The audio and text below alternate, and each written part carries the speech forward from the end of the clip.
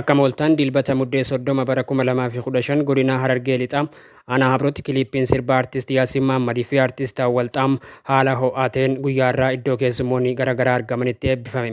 Bal'ina odeeffannoo kanaaf muuziqaa ce'umsaa kanaaf booda walitti deebina. Rooblees Promotion dhaabbanni keenya Rooblees Promotion hojiiwwan aartii garaagaraa hojjechuu cinatti beeksisoota adda addaatis ni hojjenna.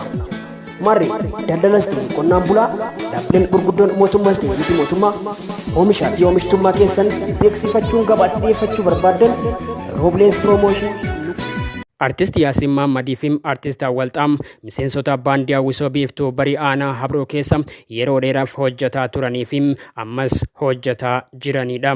Akkuma beekamu Harargeen madda aartii Oromooti jechuun qaamolee garaagaraa ijoollee kana cinaa dhaabbachuudhaan hojiin kun akka sadarkaa kanarra ga'uuf qooda irraa eegamu baatan galatoomaa erga jedhan boodam artistoota gameeyyii akka Ali Birraam, Haloo Daawweem, Adam Haruunii fi Kadiir Said fakkeenya godhachuudhaan ni oomishna kan jedhan ammoo bulchiinsa aanaa Habroo obbo Hasan Mahammadii. Baandiin dhalattoota ijoollee keenyaatu boruu yoo kana qabannee deemne sababni Ali Birraa ittiin hin baafneef hin jiru jechuudha. Fuuldura namni Ali Birraa bakka buusu, Kadiir Said bakka buusu, Adam Haruun bakka buusu, Haloo Daawwee bakka buusu, Qamar bakka buusu, ijoolluma teenya tana keessaa bahaa jennee yoo abdanne bakka buusuu hin dandeenye. Aartii Oromoo guddisuuf hamilee fi kaka'umsa qabdan irraa kan kaatan waan ta'eef hojii kana sadarkaa eebbaa kanarra ga'uuf ammoo bu'aa bahii hedduutu nama qunnamam. Sana hundumaa obsaan dabartanii guyyaa irraa kana ga'uudhaaf baga gammaddan baga geessan jechuun hojiin kun isiniif kan jalqabaati malee kan dhumaa miti kan jedhan obbo Ahmad Xaayir kantiibaa bulchiinsa magaalaa Galamsooti. Guyyaan kun guyyaa seenaa kan dhumaa osoo hin taane kan jalqabaati jechuudha. Akka nama tokkotti anarra wanni natti mul'atu iddoo kanatti har'a sirbi tokko eebbifamee bahuun kan jalqabaatu miti. Yeroo jalqabaa kana ammoo wanni adda addaa sagantaa qindeeffachuun wanni adda addaa namarraa hir'achuu ni danda'a.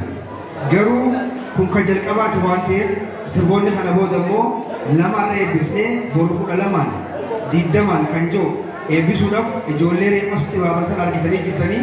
Hojiin kun yeroo duraatiif kan hojjetame fi artistoonni kunneen kennaa fi dandeettii addaa waan qabaniif tumsa gootaniif galatoomaa jechuun qaamota garaagaraa galateeffatan ammoo obbo Abbu'anshuu itti gaafatamaa waajjira paartii badhaadhinaa aanaa Habroo. Asumatti waan takkaayyuu hojjetamee hin beekne ijoollee hojjetaa jiranii deeggarsa ijoollee kanaaf godhame bulchiinsa magaalaa Galamsoo fi aanaa Habroo walumaa galatti akka galateeffatan isin gaafadhatu. Har'a eebba kanarratti namni nan bira osoo hin dabarre kabaja guddaadhaan galateeffatu obbo Hasan. Kanniisni gaagura ofii malee hin dammeessu jechuudhaan dubbii isaanii makmaaksan kan eegalan artist Yaasiin Mahammadii fi artist Awwalxaam hojiilee garaagaraa of harkaa qabna. Aadaa, seenaa fi duudhaa uummataa dandeettii aartii qabnutti fayyadamnee kana caalaa ni hojjenna erga jedhan boodam qooda fudhattoota qophii sagantaa guyyaa irraa hundaan galatoomaa nuuf jiraadhaa jedhaniiru. Hayyee galatooma. Uummanni aanaa Habroo hundinuu galatooma.